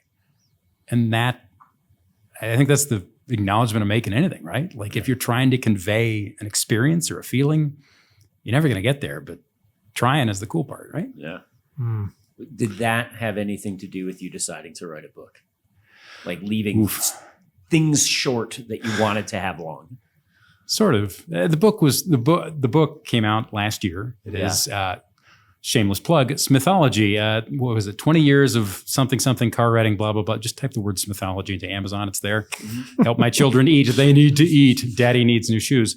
But that's largely it was kind of closing the door on a career. It was an anthology of some of the things that I've written over the years that I love, that people had asked me to share, and that was different. Was it cathartic? It was, yeah. Okay. And again, kind of putting a bow on it. I did it for everybody who had asked. It was humbling. I had dozens and dozens of people ask me over the years, and I did it for them, but also for me to kind of close the door on things, and my daughters, so they'd know why I was gone when they were little, and my wife as a thank you, and all of those things. But God, give a writer a chance to. But now they have to read Now they have to read your book. Oh, they're not going to read it. You're like, honey, this was for you. You have to read it. No, it is. No, they're going to be like, cool, Dad. It's a good doorstop. Yeah, we like that you fed us. It's great. Parenting's neat. Was it something that you sat down and you're like, okay, book, I'm going to write, or is it something that you felt like you had collected over years as far as the actual writing?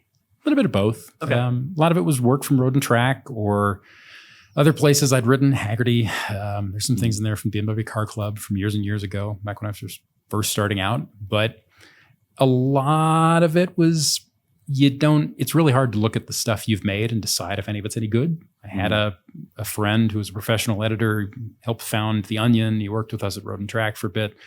Had him kind of help me figure out what was crap and what wasn't. Yeah. And what we wanted to do with it. And then I wrote some new bits for it. And it was a kind of a cross between the two things. If that makes sense. That's cool. It's not an audiobook yet, is it? No. It turns out audiobooks take a long time to make. And then the profit margins with them make paper books look like a gold mine. Really? Okay. Yeah. Wow. But I'd love to do one. Just haven't had the time or the resource for it. You self-narrate? You have to. I mean, I'm a middle-aged man, which means I love the sound of my own voice by definition. So how can I not? Yeah. I mean, you have a great voice in general. I think you have to use it for your own You're writing. very smart and attractive too. Thank you so much. This is great. Oh, I love podcasts. I am so happy to be here. Yeah. I think I had that same shirt, by the way. We haven't even touched on that yet. My daughter saw me in it. She's like, you look like a cupcake. I'm like, does that make me good? She goes, no, you're still nerdy. And I'm like, you're 12. You don't get to throw shade at 12. What are your driver aspirations? Because we haven't talked about you as a driver, but you have been driving on tracks for years. What do you mean? What do you want to know? What's your moonshot? Do you want to run at the 24 Hours of Daytona in an LMP2? Do you want to move into the MX-5 Cup? I know that is everyone's moonshot, but it's the best racing on the planet. I try to get that in every podcast. One of the great things about being in and around motorsport at the level I was for years, having the ability to look at your data in the same car next to an F1 driver, having the ability to have the world's best coaches or the worst coaches look at what you do and don't do well, you really quickly get a pretty clear picture on where your strengths are, where your weaknesses are. And the great thing is that pulls all the ego out of the room. Yeah. I am very good in a race car in certain situations. I am very shit in a race car in certain situations. Yeah. I know what those are. And I also know that I've had enough seat time to know that I could be a lot better than I am. And right now I am a lot better than most people. And I've also had enough green flag starts to know that if I never do it again, I will be sad, but I don't need to scratch that itch as endlessly as I once did. I miss it. And, if somebody calls up and says, hey man, we're running a P3 at Daytona, would you, or P2, whatever it is, would you want in? Be like, yeah, sure. Like, we're going to go to the Nürburgring 24. Like, you want in? Like, yes. Is the car going to kill me and am I scared? Sure. Why not? Like, is the car slow and stupid? Sure. Why not? I don't care. I still want things, but man, I've done a lot of remarkable stuff and seen a lot of remarkable people do a lot of remarkable things and driven a lot of remarkable things. I don't have wants. I just have curiosities. Does that make sense? Yeah, absolutely. Yeah. I want to, if I keep doing it, it's been probably about a year since I've been in a race car. after, 20 years of either racing something or testing on track multiple times a month. And I miss it.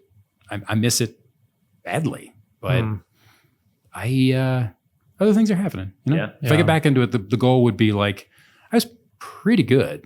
How do I get better? Yeah. Is your family okay with the racing side? They were. There were a couple of moments that made my wife nervous. I ran in the Goodwood Revival one year in a car ended up qualifying on the front row, Nice. next to Chris Harris, oddly enough. Really? And was in a car with no roll bar, an open car with no roll bar that, probably topped out at $120, I guess, 25. And Goodwood's fast and risky, and it made my wife nervous, really uncomfortable. And she worked at a car magazine. That's how we met. She's been around this stuff forever. She doesn't get uncomfortable. That made her uncomfortable. What era car? 50s. Was running a Jaguar XK120. Oh, wow. But the point is, like, there have been a couple of moments. Yeah. I was I rented a Formula V at Blackhawk Farms in Wisconsin once, and it was like a 30 car field, and I was dicing for the lead with the guy. Jesus, this can make me feel very sad. With a 65-year-old man, dicing for the lead with a 65-year-old man who, caveat, every driver has excuses. He'd won the runoffs like 3 or 4 times, but still he was very old and I was not. And somewhere in the middle of that, my car broke a push rod. I had to pull off. And on that exact same lap, one car further back in the field ended up touching wheels with another car, went up and over. Dude didn't survive. They black flagged the race, red flag, black flag, and launched the life flight. And so all my wife sees is she's standing there inside turn 1, and she sees, well, okay, the field came around, but Sam didn't come around. And then they just flagged it. And then before I could get back to her, like, the ambulance rolled, and then the helicopter took off. Yeah. And she had one of the worst days she's ever had for about 20 minutes until I found her. And that made her unhappy. And she's not a person who gets nervous. But the rest of it, they were always okay with. And I think it was because acknowledged risk, right? Like, as a fan, do you think Goodwood should be on a bucket list to experience? Yes. Okay. Yeah. Hard yes. And it's anybody who's watched the live stream knows it is probably the only true vintage race on the planet, in that they are running absolutely as hard as the cars are running, period. There is nothing processional about any of those races. No, it's fascinating. It is balls out. And I don't care if you have to mortgage a kidney, like, stand there on the inside of turn 1 and watch some of the best drivers in the world working cars that are deeply, sometimes deadly fast on bias ply tires the size of your palm that slide always. I love the videos of the old Mustangs fighting the Mini Coopers, and you're just like, it's so good. It's so good. Yeah. It is so good. Yeah, absolutely. And you get to see those different eras. Yeah. Like we were talking about, the body roll. It's easy to appreciate that the person inside is manipulating something on the limit that's hard to control. You know, they have no brakes. They're just, some of them do. I mean, you also see period, I think so the cutoff there is 64. So they'll run small Formula 1 cars and occasionally early Can-Am stuff. But the F1 cars, the period, like, they're lapping like modern supercar quick. And most of the drivers' bodies are out of the car. You see their arms and their shoulders and their elbows, and it's spooky. Cool. That's the thing I keep asking about. Is like we keep talking about like motorsport safety, and then you watch these vintage races, whether it's like HSR or Goodwood, and you're like, these guys are literally choosing to go back to when they could die in a race car. Yeah. One of my friends used to run car and driver, and every year for the past 15 years, he's shown up at Goodwood in a friend's 1930s, basically a Grand Prix car. It's a 140 mile an hour thing called an ERA. And it is essentially, you sit up on a leather clad armchair with your entire body in the breeze, about 3 feet off the pavement, maybe a little more. And this thing that literally laps Goodwood at an average of like $120 or whatever it is. And we'll do $140 on the straights. And to your point, Michael, has no brakes. And he wins the race almost every year. But I asked him about it once. He's like, oh, you just have to be comfortable with the car moving around. And I'm like, the car moving around while it's an armchair and you're 3 feet in the air with your spleen hanging out in the breeze at $140. Like, that's a thing. And part of me was like, I want that badly. And the other part of me was like, no, run away. It's just, Right. When you see their elbows out holding Yeah. their bodies in. Yes. You're like, And again, like no seatbelt. You don't wear a Hans because what's it going to keep you from doing? Like, right. anyway, so Yeah. That's fascinating. The Goodwood revival it's on my bucket list. it's a neat thing. It can come across as like a little too cosplay Renaissance fair, but man, you go there and it's a drug. It's good. It's just so, I mean, exactly like you said, it's a one of one as far as watching people beat the living shit out of these historically significant vehicles. One of the drivers meeting that I was in, and they say this apparently every year, Lord March, the guy who runs it, essentially they show footage of crashes and they go, if you fuck up in this, we don't get to do it anymore. So don't be an asshole, like the British version of that, which is like, well, please do this, right? But for the most part, it's deadly serious. They're like, look, the only reason this event survives is because we have not yet had a great big one where a bunch of people don't walk away from it. And you think about that, and then you think about the talent and skill it must take to work those cars the way they do. Yeah. Well, just the level of driver that you see Yes. in every single class. And some of it's people like Tom Christensen, who won Le Mans 11 billion times. And some of it's like some British dude who literally just, I don't know, he inherited a C-type and he runs a coffee shop in Liverpool or something. And that's his September. He loves it. Nobody knows his name. And then there's Rowan Atkinson. Right. So was he in it? He has been Rowan passed. Atkinson had not only run multiple times at the Goodwood Revival, He's but quick. He is, yes. Is he a really? lifelong He has a lot of time. student of motor racing. I know he has a lot of time in a Mini Cooper, but I didn't know if he's right on the roof of it. No, it's interesting to see him get interviewed at Goodwood because he's not Mr. Bean. He's not a celebrity. Yeah. He's a racing driver, and he gets very technical and he's very critical of his driving. that's and cool. It's fascinating. I know. for sure. Yeah. What retro cars from any era need a reboot? Ooh, interesting. That assumes that I think retro cars need a reboot. Are you someone that hates the nostalgia play? I don't.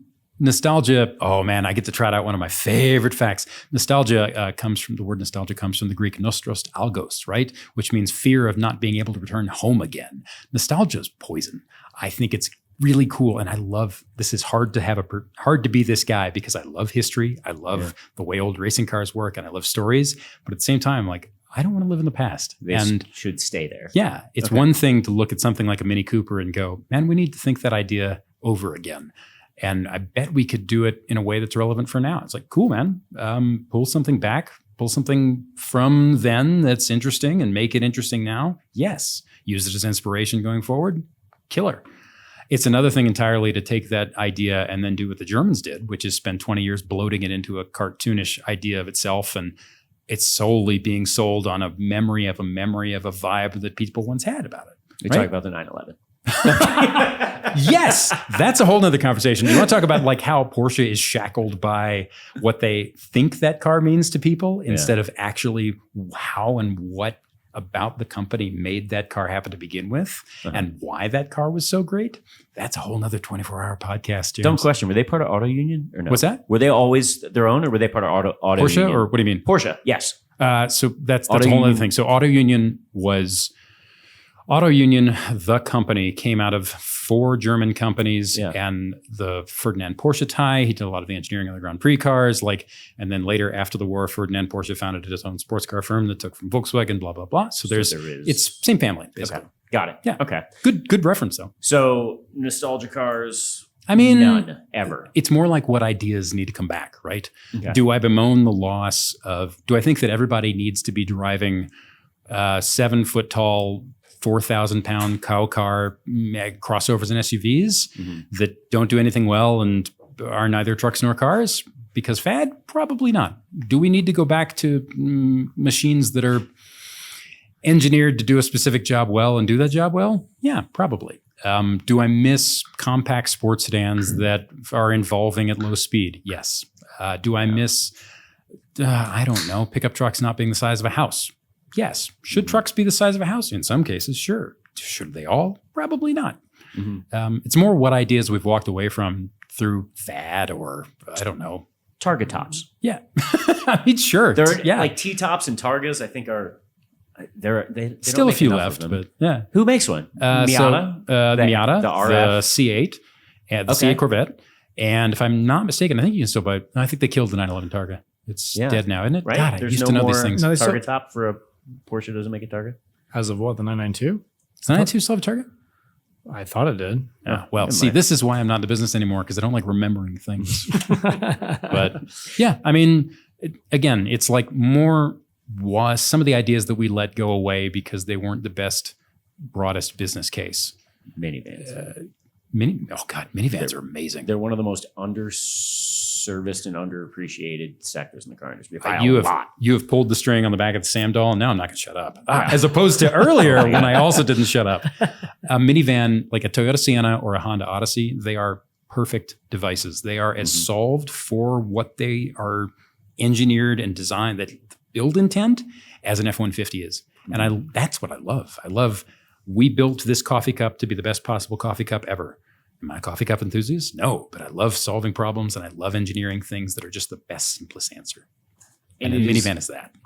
I think the most utilitarian vehicle. It's what the SUV always claimed to be. Yeah. Everybody who buys a mid-sized crossover SUV really just needs a minivan, but doesn't want to be lame. Yes. Oh, but they've got a lame thing anyway because they bought a crossover. I'm sorry. You're terrible. Yeah. I'm cool. I'm a middle-aged white guy. Therefore, I know everything. Yeah. It's just one of the most frustrating things. The stigma around owning a minivan is one of the most frustrating things because they're such a fascinating and functional and just, like you said, they're an amazing vehicle for what they do. I think everything comes around. It's all circular, right? Like there used to be a stigma attached to mom jeans. I mean, everything comes and goes. My hope is that this Toyota Sienna will. But have minivans ever had their day? Is the cycle coming back around to something? They were briefly cool. You mentioned Iacocca. They were briefly cool in the K car era. 84 to 86. That was like, yeah, baby. You could get Tina Turner doing ads for him, like prime Tina Turner. God, there was a period where Chrysler sold a terrible shitbox of a minivan, but for a brief eye blink, it was turbocharged. It had a clutch pedal. It had a 4-speed on the floor. 4-speed, 5-speed. You could buy. Oh man, Honda made a mid-engine minivan at one point. Like there are so many things that are dead. Like, R.I.P. brother. Yeah. The good stuff. The Privia was also, like, that was so mid-engine, hot, right? Yeah. so hot. I'm such a dork. Sorry. Yeah, sexy Privia. Give it to me. You look at the marketing, and like if the Jeep Cherokee, I feel like had never come out, it would be a completely different story. Maybe like the slander campaigns where it's like losers drive minivans.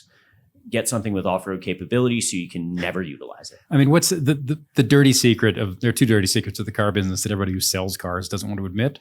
One of them is most people don't buy a car because they like it. They buy it because the dealer is close and the cup holder is in a place that doesn't hit their elbow, and the Honda shop had one in blue and the Toyota shop did not have one in blue, right? Mm-hmm. The other dirty secret is that, and this is what everybody knows, everybody you buy a car for the life you think you want, not the life you have. It's the reason why no Wrangler 90% of the Wranglers in the country don't see dirt. It's why most sports cars and exotics never see track time or a back road. Yeah. I have a hard time seeing the minivan has no story. Right, it's like nobody's not aspirational. To me. Nobody's, I love it. Nobody's I shouldn't say nobody, but most people's aspiration is not to deal with the mess of, say, kids. Yeah. Right, and that's what the minivan stigma is. Right. Mm-hmm. It's like, well, if you get the Wrangler, if you get the SUV, well, I could go camping, I could go up the canyon. I haven't given up yet. But like, what's the minivan's aspirational story? I have given up yet. I think it could be, had it been packaged differently, it could be a luxury vehicle. It is in Japan. Mob bosses, Yakuza ride around. Yeah. Even in Italy, when you see the Pope? Vianos. The Pope-mobile is the ultimate minivan. Yeah. Who wouldn't want it? No, but you don't see, Suburbans and black cars as much as you see the Vianos, like the really fancy leather For sure. sliding doors with the seats that one side can turn around so you're facing each other. I think that's where they miss the mark. They have always been luxury items. They had DVDs and TV screens 10 years before luxury cars did. I mean, from day one, it's been a messaging issue. It's a marketing promise. The cars totally. are great, but it's a stigma around it, and then they just have to change the message.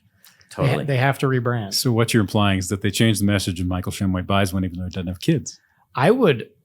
Oh. There is a lot of upside to a minivan if they. Again, I think the manufacturer has to rethink how they bring it to market. But like, why are there no all-wheel drive minivans in the United States? Mm-hmm. I think the Sienna can still be had all-wheel drive. Pacifica can also too. has a hybrid Yeah. all-wheel drive. So they're out there. But again, I'm sorry, you've just entered the minivan Thunderdome. All we have is trivia. Yeah. What? He's like, whoa. Why does a we minivan gotta- have a stereo system? Why don't they have cool seats? Like, Man, the Honda Odyssey with the tech package, there's a vacuum built into the back. I'm a dad, and that is sexy as no, shit. that is cool. Like, I could That is vacuum cool. without even going indoors. I want to. Yeah. Let me do it. No, I get it. I get it. And there are plenty of, when I see a minivan that's like proper, and whether that's like just a little bit slammed or just a little bit like lifted. You know, some aggressive tires. I feel like this Yeah. is like the face you're making. It's like when you see somebody else's baby after they're like new parents, and you're like, this is a cute baby. It's not a cute baby, and you leave and you find some of your friends are like, that was the ugliest baby I've ever seen. But Michael's like, minivans are great. I have cute baby. You know what sector had the exact same problem as the EV market, right? Is the Prius. Yes. The Prius had a messaging problem and a design problem. Yeah. Well, and they fixed it. Yeah. Until like he who should not be named came along and made EVs cool again, or cool for the first time. Right. But also, Priuses weren't EVs. They were hybrids. I think they get lost on so many people. They did an excellent job of marketing this thing that it kind of wasn't, just because they had big stickers on the side that said hybrid. And I do get that they were sort of the first. Were they the first sort of major car The manufacturer? first one that worked. Yeah. First one that was like a mass where the business market. case worked. Yeah. And even then, like the first gen Prius did not really sell. It was the second gen one that did it. Is it? Yeah. Okay. But they also had the Lexus SUV. Within a few years was also a hybrid, but they just didn't yell it as loudly, so I don't think it's remembered as much. Virtue signaling is a thing, man. But I mean, the stigma has always been, for good reason, that like an EV is an ugly car. It's a weird car, which is what the Prius was forever, right? It was just, and again, hybrid, whatever. But until it was like, I mean, honestly, for me personally, it was like the Tesla Roadster. That was like the first time where I saw an electric anything and thought, oh, it's actually like a car that's cool. Yeah. That's what the minivan needs. It needs a manufacturer to take the risk, do a little bit of juju and fluff on the design, and then have a strong story behind it that isn't throwing up children and pedophiles. Like it needs to be tough mix, actually. Yeah, those two together specifically, not good. Just not good. and then It needs to set I might buy a minivan. a Nürburgring record. Yes. Think about how many speeding tickets you wouldn't even be considered for if you had a minivan that was a performance vehicle. Yeah, they disappear. Do it. Do it. You can have a low center of gravity. Yeah. You can have, you can push a lot of power. Yeah. I mean, it could be a rocket for sure, and they exist. I mean, we're for it. Nothing's stopping you. I feel like this is your next move. Do it. Like, God. I'm trying to defend minivans for you guys. They don't need defense. They're worth loving on their own right, James. I think we got it. Yeah. So we were talking about being thick-skinned and taking criticism and all this stuff. Early days, I did a video that I put a ton of energy and research into that was the history of the minivan and why it's important and pleading the case that we're basically doing right here. And man, I've never been more disappointed that millions of people didn't watch it. And I think it was my first troll. Someone that I remember what it was just like, you're an idiot. And it was like that and I was just like, oh, well, I'm going to give up now. Like, well, that's the whole like don't take criticism or take criticism well thing. And you learn to do it by when you make things for a living. Yeah, except YouTube comments. YouTube comments are a knife to the heart. Like I could spend 20 years having everybody tell me that like my shit didn't stink and the world was great and everything I made was gold. And then one guy gets on YouTube, he's like, you are a dork. And I'm like, fuck, I am a dork. God, it never ends. Yeah. Is that where you feel the most vulnerable as a creator? I mean, I am a dork, but sure, yeah, not really. But YouTube comments, I mean, the rule is don't read the comments. That's where the glitcher creatures come out. Yeah, you don't read the comments. So yeah, I read them all. There aren't that many, so it's easy to get through. But yeah, I try to reply as well. I feel like I'm very good at taking a negative dialogue and spinning it into Yeah. like, I appreciate where you're coming from and whatever. Well, So see, I try to do this that. is- I try to turn everyone. See, I just turn everything into self-loathing. So like I've been on videos that have gotten millions of views, and I've been on videos that have gotten hundreds of views. And like either way, I look at it and I go, I really do suck after all. Cool. You know, it's faith in yourself, James. That's what matters. Right. Yeah. Right. The more you know. So how do people follow you, find out what's next? You said you can find your book on Amazon. Give us the plug. The book is on Amazon. It's called Smithology. And again, the subtitle I've forgotten. You can type that word into Amazon, SMITHOLOGY. I run a motorsport podcast with Ross Bentley, the best driving coach in the world, and championship winning IMSA and IndyCar crew chief named Jeff Brown. That's called It's Not the Car. You can find that at itsnotthecar.com. Also, wherever you, put podcasts into your veins. And I'm on most of the social medias, not all of them, at That's Sam Smith. Like you said, when we started this whole thing, if you talk about something you're passionate about, there's somebody else who thinks it's cool as well. So Yeah. there's somebody out there right now listening to this going, yeah, minivans are cool. And I do like Right Sam on, Smith. brother. Yeah. Thanks, Mom. No, wait, she's dead. Thanks, Dad. Right? Thanks, But man. honestly, thank you very much. Of course. Thanks for having me. It was fun.